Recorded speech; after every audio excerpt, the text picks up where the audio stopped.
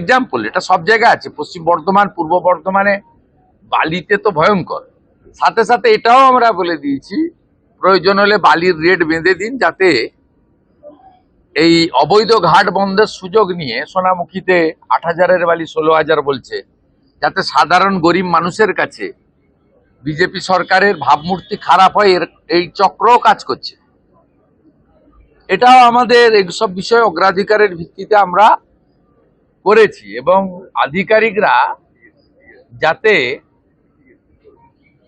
Message পেয়ে যায় যে সরকার কি চাইছে, সেই জন্যই তড়িঘড়ি করে এই মিটিং। এইরকম মিটিং আরো কয়েকটা হবে, যাতে আমরা সম্পূর্ণ করে দিতে পারি গোটা রাজ্যকে।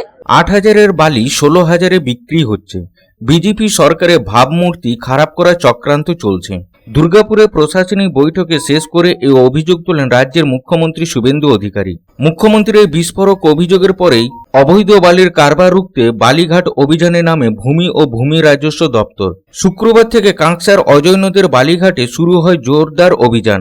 কাঁকসার বিদবিহারে নয়া কাঞ্চনপুর, শ্রীরামপুর, দুবরাজপুর কলোনি সহ একাধিক ঘাটে অভিযান চালান কাঁকসা ভূমি ও ভূমি রাজস্ব দপ্তরের আধিকারিক মঞ্জু কাঞ্জিলালের নেতৃত্বে ভূমি ও ভূমি রাজস্ব দপ্তরের আধিকারিকেরা ও কাঁকসার মলানদিঘি ফাঁড়ির পুলিশ। অভিযোগ, তৃণমূল সরকারের আমলে এই এলাকায় অজয় নদে একাধিক অবৈধ বালিঘাট গজিয়ে উঠেছিল। সরকারি রাজস্ব ফাঁকি দিয়ে দিনের পর দিন পাচার হতো বালি ভর্তি ট্রাক ও ডাম্পার। বিভিন্ন জায়গায় বালি মজুত করে রেখে ট্রাক্টর করেও পাচার হতো। সরকারের তরফে স্পষ্ট জানিয়ে দেওয়া হয়েছে, সরকারি রাজস্ব ফাঁকি দিয়ে কোনো বেআইনি কাজ বরদাস্ত করা হবে না। আর সেই কারণে এখন জেলায় জেলায় চলছে লাগাতার অভিযান।